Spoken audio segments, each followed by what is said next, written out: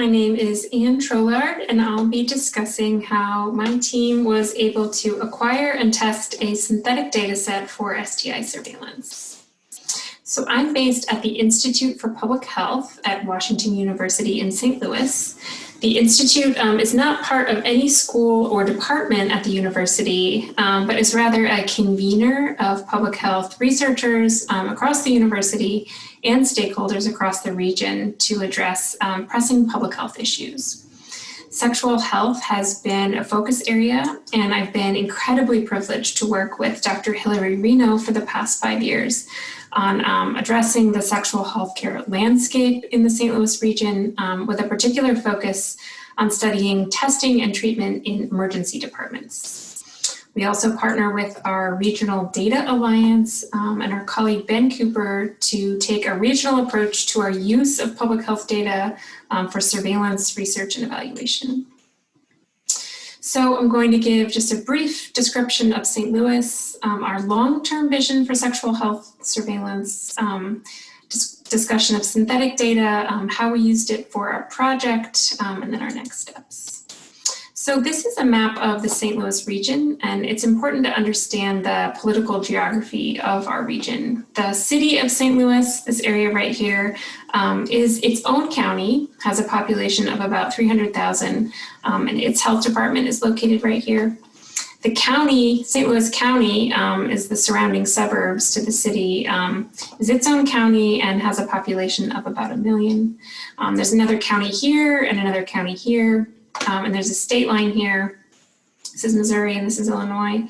And so there are a lot of actors to coordinate when it comes to public health.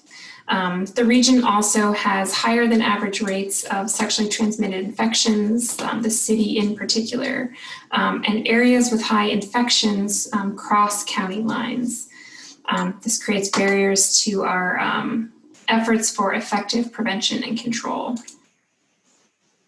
So we currently don't have real-time or comprehensive sexual health surveillance for the region. Really only have information about positive cases currently.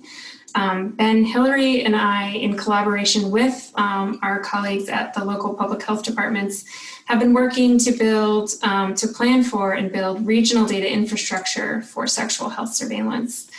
We've been using this excellent toolkit from the CDC to guide our efforts and engage our partners, but we know this process will take a while. Which leads me to the purpose of this talk, which is synthetic data for surveillance. Better surveillance is our goal, and so we've been exploring a number of options. So at Washington University, we have access to all of our partner health systems data, BJC's data, by way of a platform built by the company MD-Clone. So we can query the universe of clinical data, which is structured by patient longitudinally, and obtain a synthetic data derivative. So simply put, synthetic data are data applicable to any given situation that are not obtained by direct measurement. So we have access to this synthetic data, these synthetic data derivatives because of this platform through this company MD-Clone, and this is just a little schematic of how the data flows. So all the clinical data is stored in the health data core. A copy of that is stored in the research data core, and then MD-Clone pulls in data from the research data core into its data lake. It has a platform where queries can be made on that data, and then from there, users can download these synthetic data derivatives. So just a quick kind of like description of how this process works. We start with the original data. We have, let's say, a cohort of 935 people. We query that data, and the platform converts that, that cohort into a synthetic data cohort. So now it has 950 people. The data is all structured by patient. And the thing is that the correlations between the variables remain statistically similar, but none of the people in the original data set can be identified in the synthetic data set. And so while the data The original data is considered human subjects data. These synthetic data derivatives are not human subjects data. If you're interested in hearing more about this and how a number of faculty at Washington University tested MD-Clone, I encourage you to check out this webinar here where Dr. Randy Foraker presents 3 use cases of this synthetic data derivatives for translational research.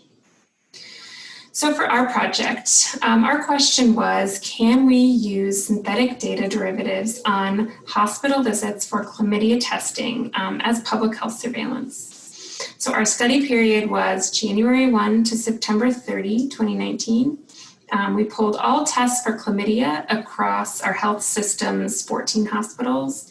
And we pulled data on patient demographics, test results, and the location of testing. So not only the hospital, but the department within the hospital where the test was administered. We pulled down a synthetic data derivative that contained 17,750 patients who were tested at least once for chlamydia. Consistent with our previous work, the sample is 3/4 female. The average age is around 30, slightly older for males. And the sample was just over half of the patients reported a Black race, a little bit more for males.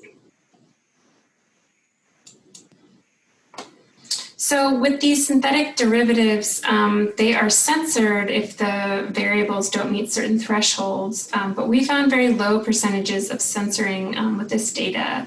The highest was 3% for facility or the hospital, and then 1% for the facility location, which is the area or department within the hospital where the testing occurred. We were particularly interested in testing by facility, and especially emergency room testing, as its mechanisms for treatment and follow-up for sexual health can be difficult to coordinate internally and also with public health departments.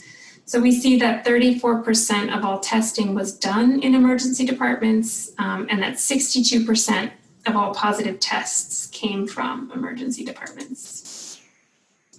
So we thought this facility information was particularly useful for surveillance, and so mapped each hospital in our data set alongside rates of infection by zip code. So for each facility, we displayed the facility positivity rate, the percentage of testing that was done in the emergency department, and then the breakdown by males and females tested. We presented this information at a local conference to educate and engage the health system, leadership, and providers on the situation, and also what opportunities exist to improve care delivery.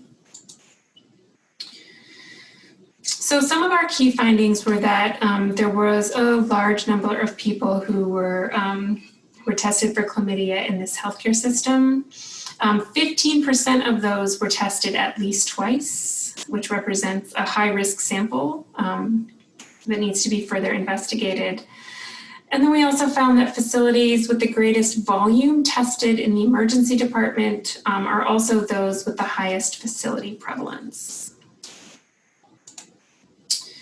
So a few limitations. Synthetic data has not been field tested for public health surveillance. Censoring may increase as the time period shortens and as more variables are requested. And then for public health surveillance, hospitals are just one of many testing sites across the region. So definitely far from a complete view. But in terms of opportunities, we see opportunities for collaboration between health departments and health systems. Related to this work, we see opportunities for continued innovation in sexual health care delivery provided in emergency departments. And then more specifically, we see an investigation into trying to pull medications administered through MD-Clone for these visits to assess treatment as another important dimension of surveillance. I'll also add that the Institute for Public Health is uniquely positioned to facilitate these collaborations in the region. Thanks for listening. My name is Tatum Mortimer. I'm a postdoctoral fellow in Yonatan's Grads Lab at Harvard T.H. Chan School of Public Health. Today, I'd like to tell you about our work using genomics to understand transmission of Neisseria gonorrhoeae in New York City in collaboration with the New York City Department of Health and Mental Hygiene, the New York City Public Health Laboratory, and the Wellcome Sanger Institute. Gonorrhea is the second most commonly reported sexually transmitted infection in the United States, and rates have been rapidly climbing over the last decade. However, gonorrhea rates are not equal across the population. Men who have sex with men, or MSM, have higher rates of infection than heterosexual people. There are also major disparities in gonorrhea infection rates across race and ethnicity subgroups. The prevalence of antibiotic resistance also varies by risk group. However, the extent of gonorrhea transmission between subgroups in the United States has been unclear. Genomic epidemiology can be a powerful tool to understand pathogen transmission. However, studies of Neisseria gonorrhoeae genomics in the United States have primarily focused on national samples of resistant strains to define the genetic determinants of antibiotic resistance or transmission of specific resistant lineages. In this study, our objective was to use genomic data from Neisseria gonorrhoeae isolates and associated clinical and demographic information from patients at New York City sexual health clinics to understand local patterns of transmission of both resistant and susceptible strains across demographic groups. Our data set consisted of 897 single colony isolates of Neisseria gonorrhoeae cultured by the New York City Public Health Laboratory. These isolates were cultured from specimens collected from 822 patients attending New York City Department of Health and Mental Hygiene sexual health clinics between July 2011 and September 2015, although the majority of isolates were collected between January 2012 and June 2014. The Public Health Laboratory also measured minimum inhibitory concentrations, or MICs, using e-test strips for ceftriaxone, cefixime, azithromycin, and ciprofloxacin. Whole genome sequencing was performed at the Wellcome Sanger Institute. Additionally, we collected demographic and clinical data from the electronic medical records, including gender, age, race, ethnicity, sexual behavior, anatomic site of specimen collection, and HIV status. Previous work suggested that there was little geographic structure in Neisseria gonorrhoeae populations. To test whether the gonococcal population in New York City represented a subset of globally circulating Neisseria gonorrhoeae, we used a data set of almost 5,000 publicly available genomes we had previously compiled for genome-wide association studies. We clustered the genomes on the phylogeny using FastBAPS. On the right, each colored block represents a BAPS group, and the black ticks along the outside represent isolates from our New York City collection. The genome of at least one New York City isolate was present in 72% of BAPS groups. If we restricted our analysis to common BAPS groups, or those containing at least 1% of the total genomes in the global dataset, a New York City genome was present in 96% of these common groups. This highlights the frequent international transmission and lack of geographic structure in the global Neisseria gonorrhoeae population. We reconstructed the population structure of our New York City sample to examine the relationship between the gonococcus population and patient demographic groups. We found that the phylogeny of our New York City sample was significantly structured by sexual behavior and race ethnicity. On the tree here, sexual behavior is represented by the inner ring and race ethnicity is represented by the outer ring. We observed two main lineages of Neisseria gonorrhoeae. Lineage A, with black branches on this tree, was significantly associated with MSM isolates, and lineage B, with orange branches on this tree, was significantly associated with isolates from heterosexual patients. When we compared MICs from isolates collected across sexual behavior groups, we found that isolates from MSM had significantly higher mean MICs than isolates from heterosexuals for the currently used antibiotics, ceftriaxone and azithromycin, as well as ciprofloxacin. This association was also true for cefixime, but since ceftriaxone and cefixime are both cephalosporins and MICs were correlated in this data set, I am only presenting data from ceftriaxone during this talk. We also looked for associations between antibiotic resistance in Neisseria gonorrhoeae isolates and patient race ethnicity separately for MSM and heterosexual populations. Among isolates from MSM, we found no differences across race race ethnicity subgroups and the mean MICs of ceftriaxone and azithromycin. However, there was an association between MSM, race ethnicity, and ciprofloxacin MICs, with greater resistance in isolates from white MSM. In heterosexuals, we found significant associations between race ethnicity and mean MICs for ceftriaxone, azithromycin, and ciprofloxacin, with MICs for isolates from white heterosexual patients significantly higher than in isolates from Black heterosexual patients across antibiotics. The differences in MICs across groups are primarily due to the lineage associations I discussed earlier. Lineage A is enriched for antibiotic-resistant isolates, as you can see on the phylogeny to the right, where isolates with reduced susceptibility to azithromycin are in dark pink, ceftriaxone in dark purple, and ciprofloxacin in dark green. No significant differences across sexual behavior groups persist after controlling for lineage for ceftriaxone and azithromycin. Ciprofloxacin MICs are still significantly higher in lineage A isolates from MSM. The differences across race ethnicity subgroups among heterosexuals may also be due to lineage, as 11 of the 12 isolates from white heterosexual patients were in lineage A. In addition to performing phylogenetic analyses, we also identified probable transmission clusters using our genomic data. We grouped isolates using a cutoff of 10 non-recombinant single nucleotide polymorphisms to link isolates in the same cluster. Approximately 35% of isolates in our dataset were not clustered with any other isolate, suggesting that these transmission networks were not well sampled.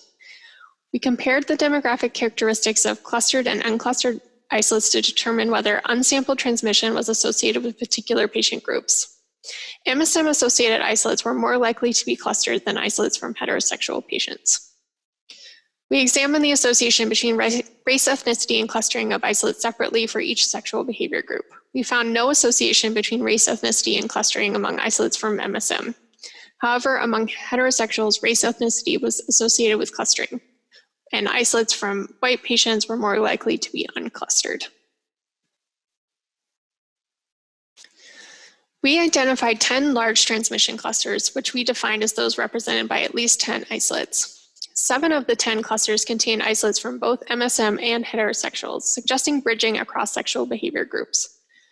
Bridging between sexual behavior groups seems like a contradictory result when compared to the strong associations between gonococcal lineages and sexual behavior groups that I presented earlier.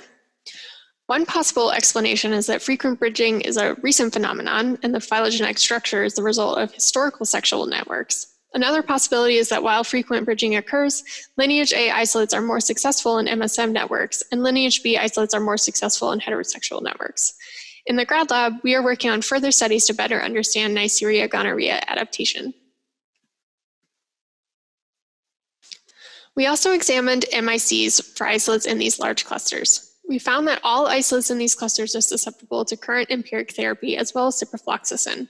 This observation underscores the opportunity for point-of-care diagnostics that predict antibiotic susceptibility, which would allow antibiotics like ciprofloxacin to be used in the clinic again. While resistance remains a major public health concern, it does not appear to be the main driver of transmission in New York City, and strategies to reduce overall gonorrhea transmission are needed. I would like to acknowledge the grad lab as well as our collaborators at the New York City Department of Health and Mental Hygiene and Public Health Laboratory and the Wellcome Sanger Institute. This project was funded by NIH and the Wellcome Trust. A preprint describing this work is now available on medRxiv, and I've included a QR code here if you're interested in reading it. Surveillance-based whole genome sequencing of 1479 Neisseria gonorrhea isolates from the United States Gonococcal Isolate Surveillance Project, GISP 2018, monitoring circulating strains and antimicrobial resistance determinants for ciprofloxacin and other previously recommended antibiotics. This presentation is co-authored by Jennifer Remke and myself, Vasanta Chibukula, and the activity lead is Kim Gernert. Neisseria gonorrhea is the causative agent of the sexually transmitted disease gonorrhea. In 2018, there were approximately 583,000 cases reported in the US, a 93.7% increase since 2009, when the US saw a historic low for reported rates.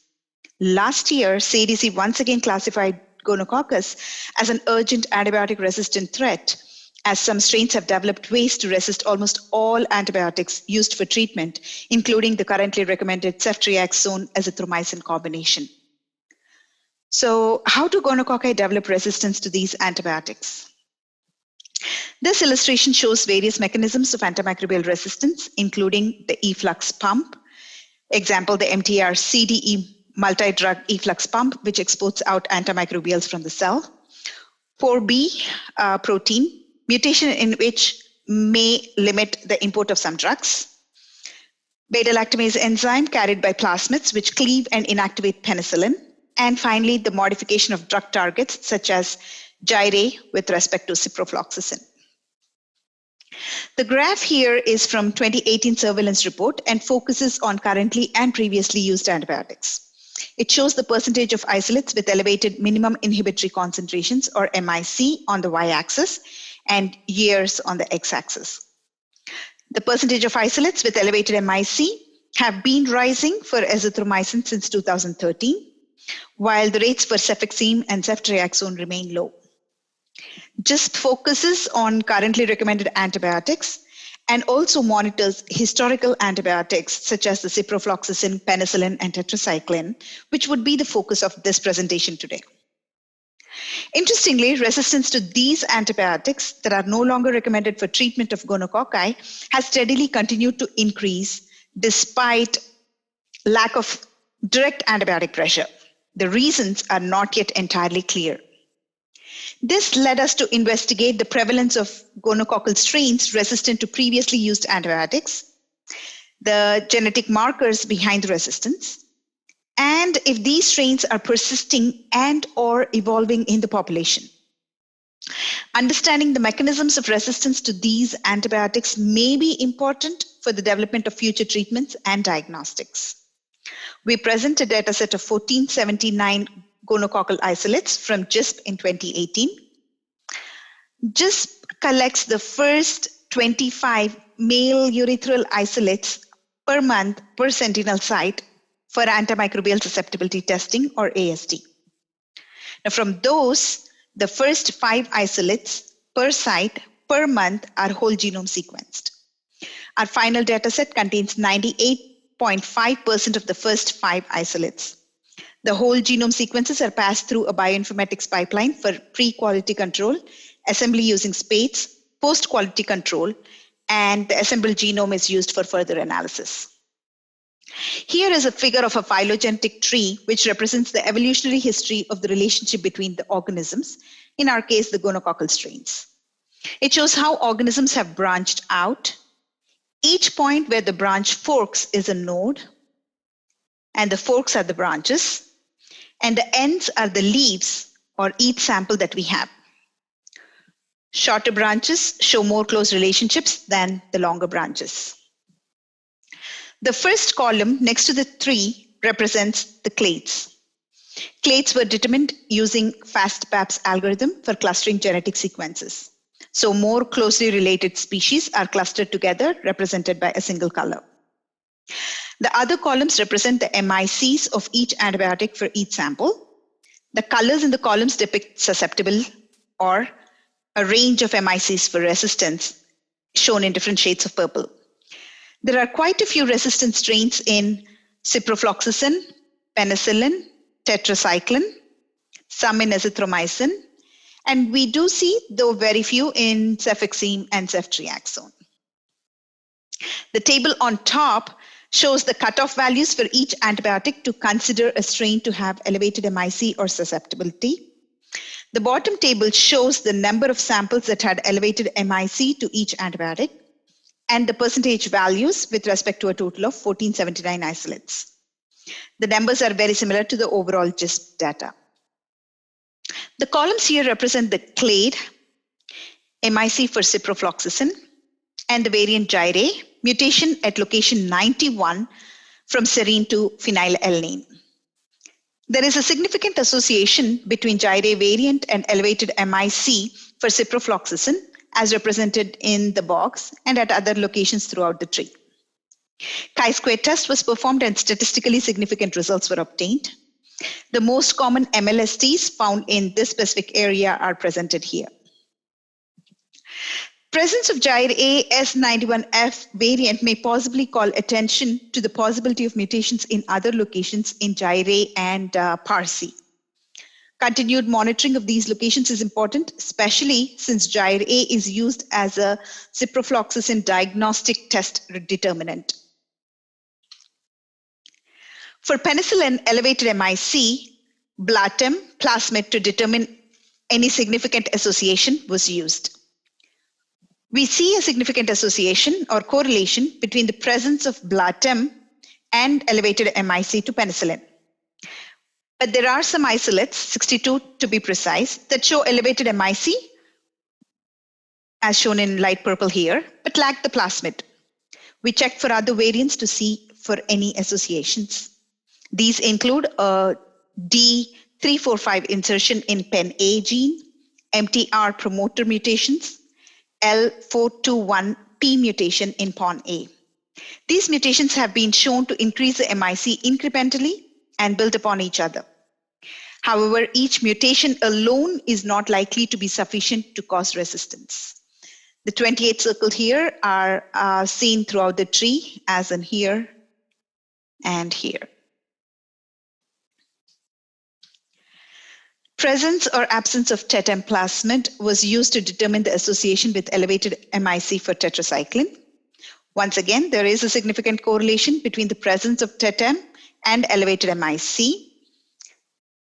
But just as in penicillin, we again see around 230 isolates that do not have the plasmid, but show elevated MIC to tetracycline. Hence, we look for other variants in this case as well.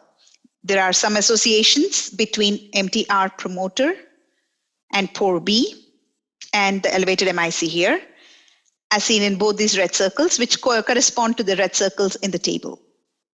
We also see some association with RPSJ gene. However, there are no significant correlations observed.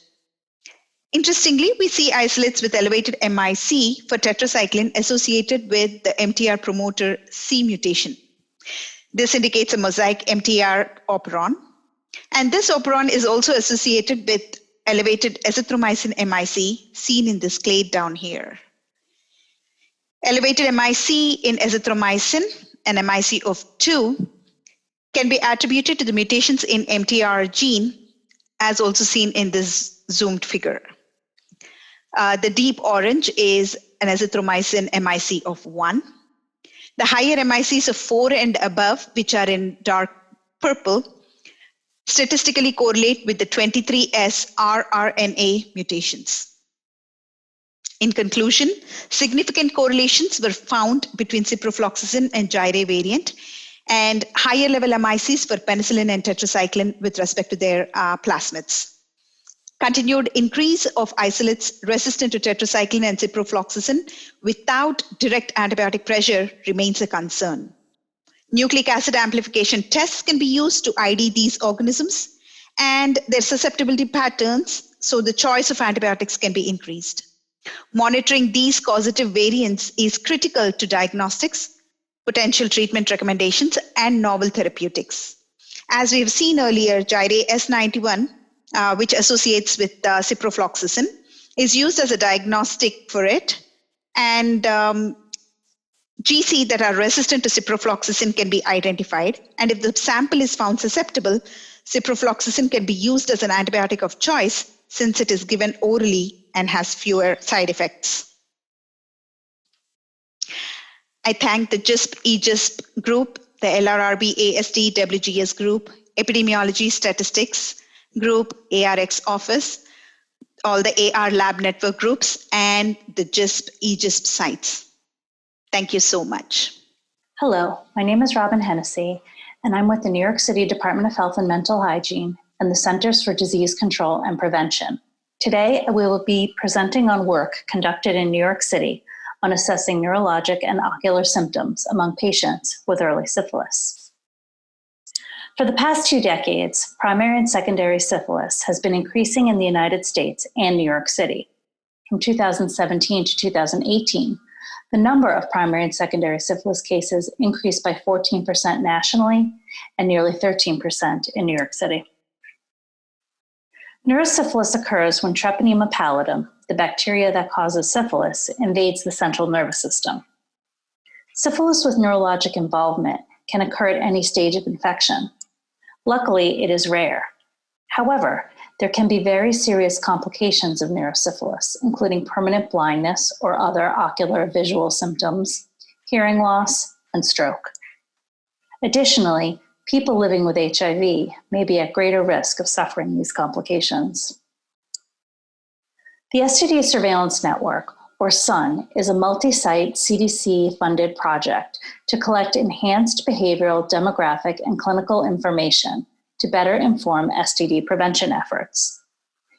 In October of 2016, SUN launched the Neuro-Ocular Syphilis Surveillance Project to better understand the prevalence of neuro-ocular symptoms in people with early syphilis, that is primary, secondary, and early non-primary, non-secondary syphilis. New York City is a participant in SUN. In February 2020, before the world fell apart, Quilter and her co-authors published findings from the first year of the SUN project that included data contributed from all 5 participating sites. They found low prevalence of neuro-ocular symptoms among interviewed early syphilis case patients. 1/3 of symptomatic patients received recommended medical evaluations, that is lumbar puncture or referrals, and few received CDC recommended treatment. This presentation will describe the early syphilis cases that New York City contributed to the larger SUN project. We will specifically examine the results of a 3-month follow-up interview with early syphilis case patients that reported a neuro-ocular symptom at the time of their diagnosis. We followed the same SUN protocols as all sites for this project, which consisted of doing routine syphilis case investigations and collecting standard surveillance variables. We were then asked to screen early syphilis cases for neuro-ocular symptoms during the standard partner services interview. Disease intervention specialists would ask each early syphilis case patient about the following symptoms. You can see there are a variety of visual, hearing, and neurologic symptoms. We were a little concerned about having to collect headache. How many New Yorkers don't have a headache? Most participating SUN sites were able to interview all early syphilis case patients and screen them for neuro-ocular symptoms. Case volume and resources in New York City requires us to limit interviews of early syphilis case patients based on local priorities. This slide is going to get a little wonky, but I'll walk you through it, I promise. At the time of this project, New York City routinely assigned partner service interviews for male case patients less than 20 years old, all female case patients less than 45 years old, and male case patients between 20 and 44 years old if they had a female sex partner or were co-infected with gonorrhea.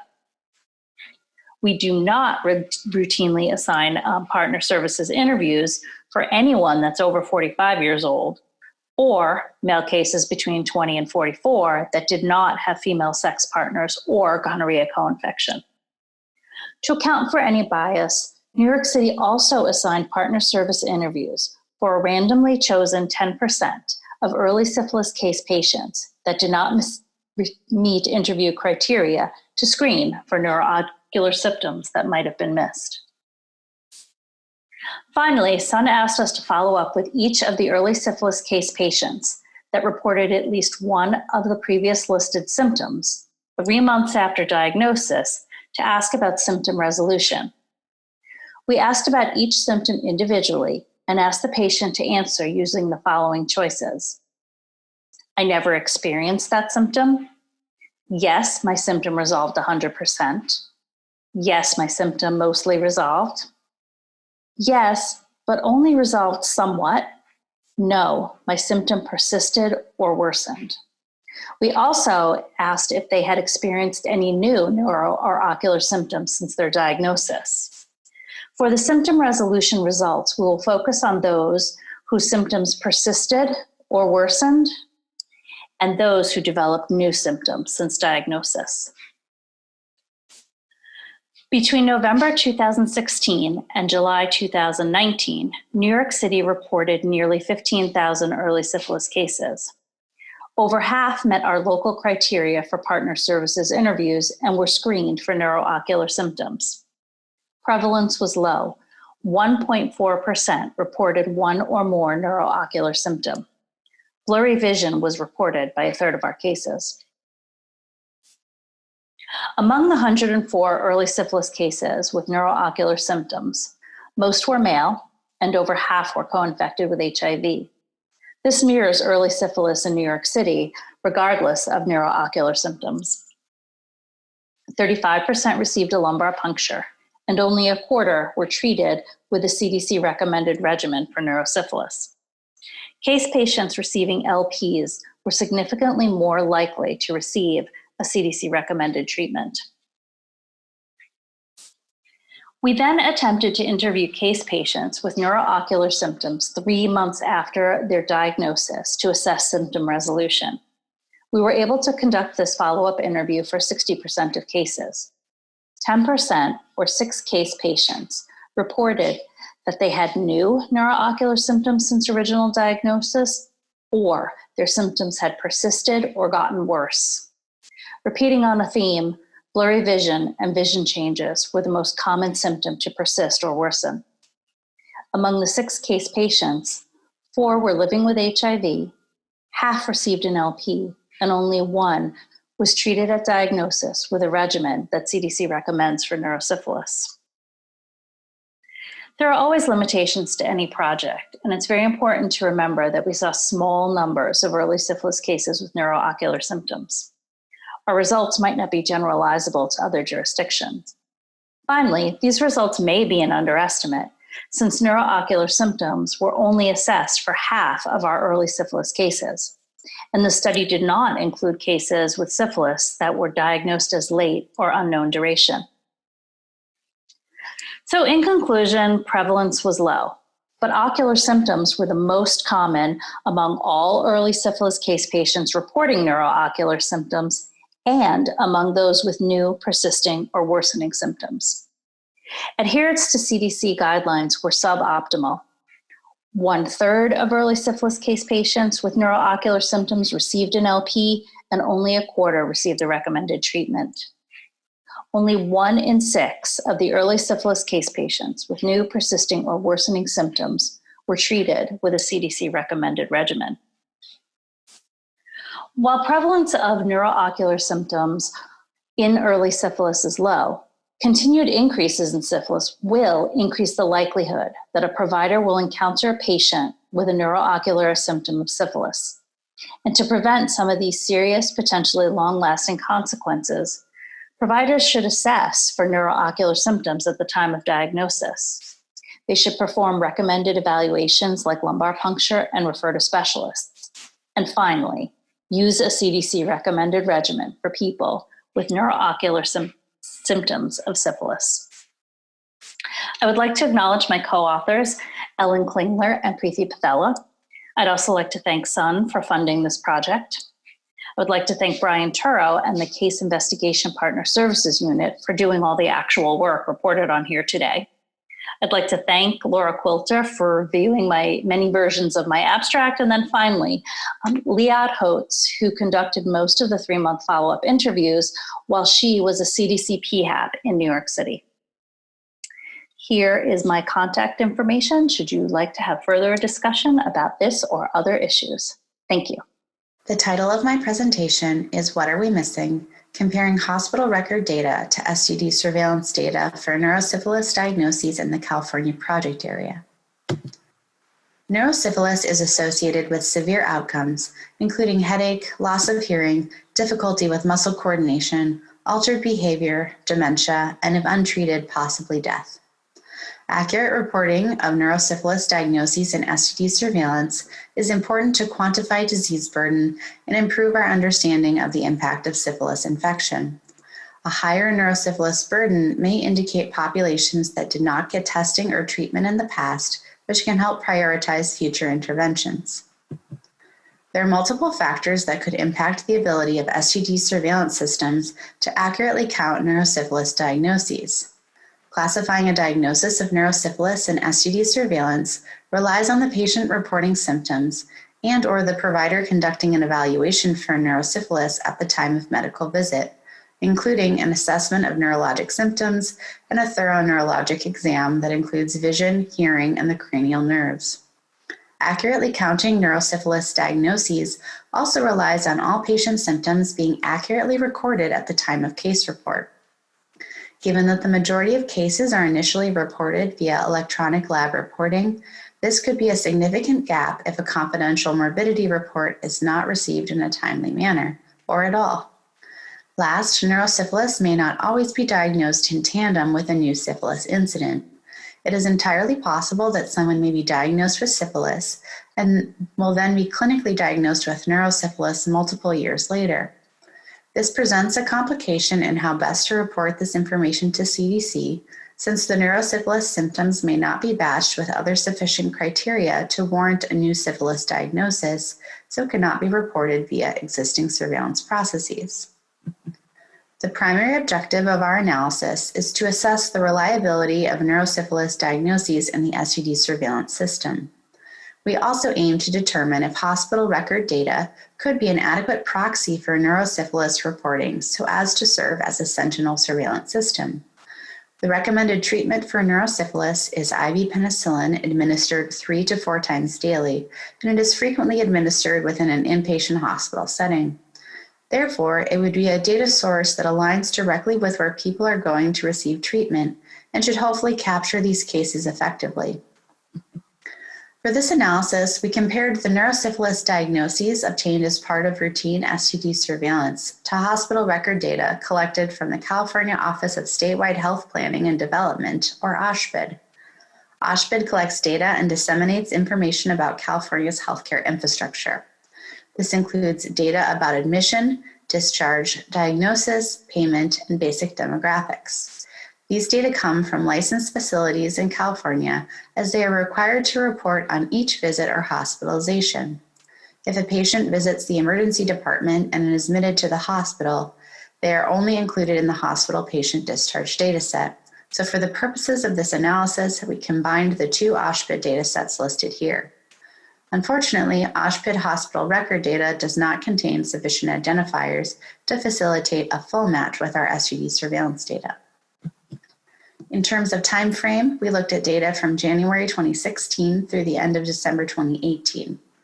From a geographic perspective, this analysis was limited to hospital record and STD surveillance data reported in the California project area, which covers all of California with the exception of Los Angeles and San Francisco counties, which are separately funded for STD prevention work by the CDC and manage their data in unique surveillance systems. To classify records as neurosyphilis diagnoses, we use different definition criteria for each data system. In the OSHPD data, we used ICD-10 codes found anywhere in the diagnosis field that related to symptomatic neurosyphilis, asymptomatic neurosyphilis, or unspecified neurosyphilis. In the STD surveillance data, we relied on a mix of neurosyphilis specifically reported by a provider, as well as a list of neurosyphilis-specific reported treatment and/or provider-reported symptoms that a clinical member of the team reviewed and determined to be compatible with neurosyphilis. For our analysis, we used de-identified hospital record and STD surveillance data to compare the number and demographic distribution, including sex, age group, race, ethnicity, and region of neurosyphilis diagnoses within these two unique data systems using chi-square tests. Comparing the number of neurosyphilis diagnoses between these two data sources from 2016 to 2018, the magnitude of diagnoses was relatively similar, with the number of neurosyphilis diagnoses being consistently higher within the OSHPD data and the difference between the two data sets increasing over time. When we combined the 3 years of data and looked at the distribution of diagnoses by key demographic variables, we found a number of significant differences. The number of females diagnosed with neurosyphilis was significantly higher within the OSHPD data compared to the STD surveillance data. Similarly, we found a significant difference with regard to age group.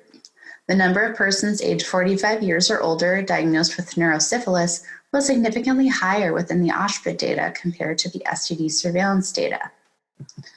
We also found a significant difference by race ethnicity. There were more persons identified as Black in the OSHPD data and more persons identified as white in the STD surveillance data.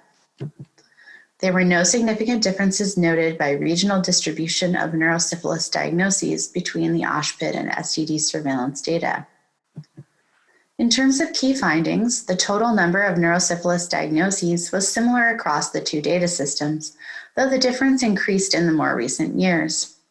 There were a number of significant differences by key demographic characteristics between OSHPD and STD surveillance data. In OSHPD, there were a higher number of diagnoses among females, persons aged 45 years or older, and persons identified as Black. There are a number of reasons why we might see differences by age, sex, and race ethnicity, and these vary from both the surveillance and clinical perspective. From a surveillance perspective, older females with syphilis are less likely to receive public health follow-up for reactive lab results due to California's prioritization criteria. Top investigative priority is given to females of childbearing age to prevent congenital syphilis, early cases to interrupt disease spread, and among persons co-infected with HIV to prevent transmission and link to care. Therefore, disease investigators will not have the bandwidth to be able to elicit the additional symptoms related to neurosyphilis from providers and patients in this demographic group, leading to an underestimate of neurosyphilis diagnoses for these individuals. We were unsure as to why there were differences in neurosyphilis diagnoses between OSHPD and STD surveillance with regard to race ethnicity, and this topic would benefit from additional investigation. Of note, missing race ethnicity data might have some impact on these findings. While 10% of the neurosyphilis diagnoses in STD surveillance were missing race ethnicity data, only 1% of the neurosyphilis diagnoses in OSHPD were missing this information.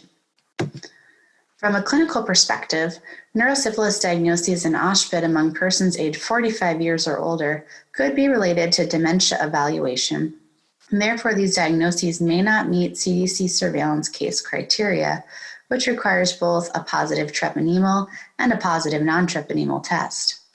With the increasing use of the reverse screening algorithm, a person being evaluated for dementia may have a negative non-treponemal test, but 2 positive treponemal tests. This could lead to a lumbar puncture and eventually a clinical diagnosis of neurosyphilis if the CSF analysis meets certain clinical criteria. However, this would not meet sufficient surveillance criteria to count as a case. The largest limitation in this analysis is the potential for misclassification of a neurosyphilis diagnosis within both data systems. OSHPD data is based on ICD-10 coding rather than medical record review for symptoms of neurosyphilis. There may be an overdiagnosis of neurosyphilis in OSHPD due to presumptive diagnosis and treatment for neurosyphilis, with the provider then later ruling out neurosyphilis.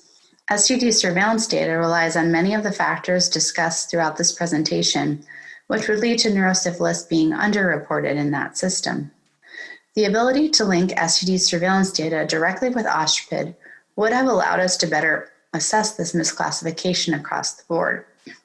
It would be valuable for public health departments with the ability to match STD surveillance data with hospital record data to do so to truly assess the strengths and gaps within both data systems. In conclusion, both OSHPD and STD surveillance are imperfect systems to fully understand the true disease burden of neurosyphilis within the California project area. Given this information, I'll end this presentation with a question. Is it perhaps warranted for public health departments to look towards sentinel surveillance systems, such as hospital record data, to augment our findings via STD surveillance and help paint a more complete picture of neurosyphilis morbidity? Thank you all for your time today.